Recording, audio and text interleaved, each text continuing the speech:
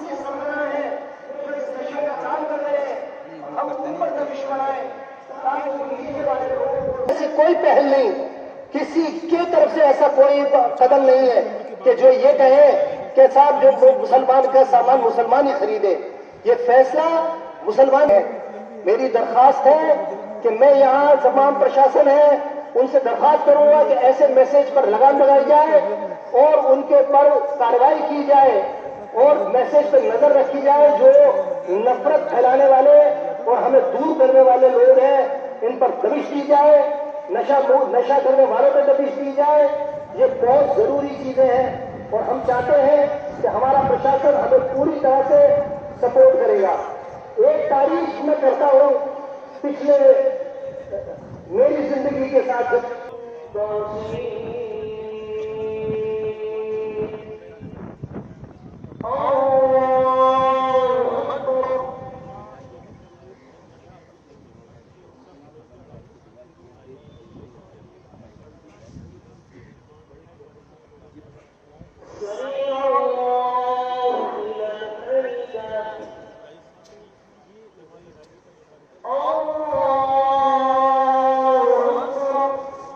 मैं तमाम लोगों को, जयपुर के तमाम बाशिंदों को ईद की बधाई देता हूँ, मुबारकबाद देता हूँ।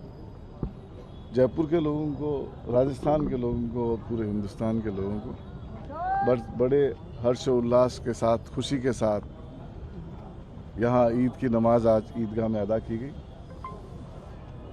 ईद के दिन लोग बाग बहुत खुशी से ईदगाह आते हैं और बहुत अच्छे माहौल में ईद की नमाज यहाँ पढ़ते हैं, दुआएं करते हैं। देश में अमन और चैन की दुआएं की गई, यहाँ देश की एकता और अखंडता की बात की गई। और मैं ये कह सकता हूँ कि हर ईद के ऊपर यहाँ दुआएं होती है। आज आप सब लोग यहाँ हैं, पत्रकार बंधु मेरे साथ हैं। एक गुजारिश मैं आप सब लोगों से करता हूँ, जो पीछे आधी बनी हुई बिल्डिंग दिख रही है, पुरानी कांग्रेस सरकार ने बहुत सारे प्रोजेक्ट सैंक्शन किए, चाहे वो खोले के हनुमान जी का मसला हो, चाहे सूर्य मंदिर का काम हो, चाहे गलता पीठ का काम हो, चाहे चूलगिरी मंदिर का काम हो, और चाहे काम ईदगाह का हो।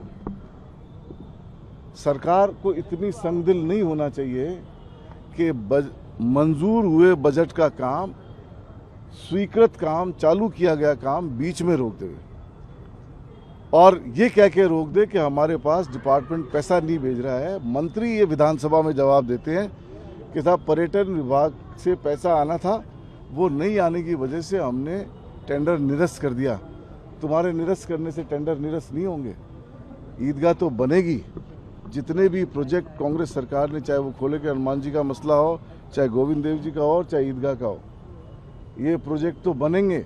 तुम संगदिली दिखा सकते हो, काम रोक सकते हो, डिले कर सकते हो, देरी कर सकते हो, लेकिन रोक नहीं सकते हो। ये काम जो हमने शुरू कर दिए थे ये होंगे, और मैं अब ये और दावे के साथ कह रहा हूँ कि और पहले से और अच्छे बन के निकलेंगे। आपके इस तरह की कार्रवाई करने से काम रुकेंगे नहीं। और जिस तरह का माहौल पूरे देश में चल रहा है, बीजेपी की सरकार डिस्क्रिमिनेशन की, भेदभाव की राजनीति करती है और हम एकता और अखंडता की बात करते हैं। राहुल गांधी नफरत के बाजार में मोहब्बत की दुकान खोलने की बात करते हैं और ये भेदभाव की राजनीति करना चाहते हैं। ऐसा चलेगा नहीं। जिस तरह से चुनाव हो रहे हैं, जिस तरह से एसआईआर किया जा रहा है, जिस तरीके से लोगों को मताधिकार का उपयोग नहीं करने दिया जा रहा, क्या हो रहा है देश के अंदर। कोर्ट कह रही है कि 27 लाख लोगों ने वेस्ट बंगाल में वोट नहीं डाला तो अगली बार डाल देंगे। तो ये डेमोक्रेसी नहीं है, लोकतंत्र की हत्या है। डेमोक्रेटिक सरकारें चुने और तभी देश को सही मैसेज जाएगा।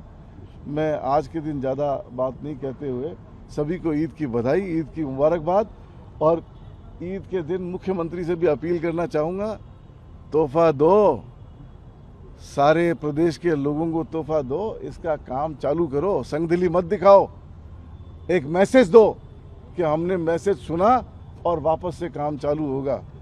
काम आज नहीं चालू करोगे तो 2 साल 2.5 साल बाद में सरकार आएगी, वो चालू करेगी। लेकिन बढ़िया हो कि आप चालू कर दो। सबको ईद की बधाई, बहुत मुबारक हो। सर, आज के दिन ईदगाह के बाहर एक पोस्टर देखने को मिला जिसमें गाय को राष्ट्रीय माता बनाने की जो मांग जो की गई है, इसको लेकर क्या कहना चाहिए?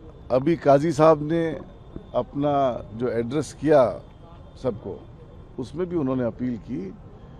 राजस्थान गंगा जमनी तहजीब की जगह है। हम सभी धर्म का और आदर्शों का आदर करते हैं, और उन्होंने कहा कि गौ माता को जो जिस तरह से बात की जा रही है कि आप ये प्रोपोगेंडा कर रहे हो कि साहब इनको राष्ट्रीय पशु का दर्जा देवें नहीं देवें, उन्होंने क्लियर अपील की कि आप दो, हम ये कह रहे हैं आपसे कि आप दो। तो जब पोस्टर से बढ़ कर के यहाँ शहर काजी ने यहाँ अनाउंसमेंट कर दिया, तो इससे ज़्यादा कोई बात नहीं हो सकती। सरकार संज्ञान लेवे, सरकार कोशिश करे, लेकिन ये करेगी नहीं। ये तो इनको स्लॉटिंग करने वालों से चंदा ले रही है 500-500 करोड़, तो ये कहाँ करेंगे?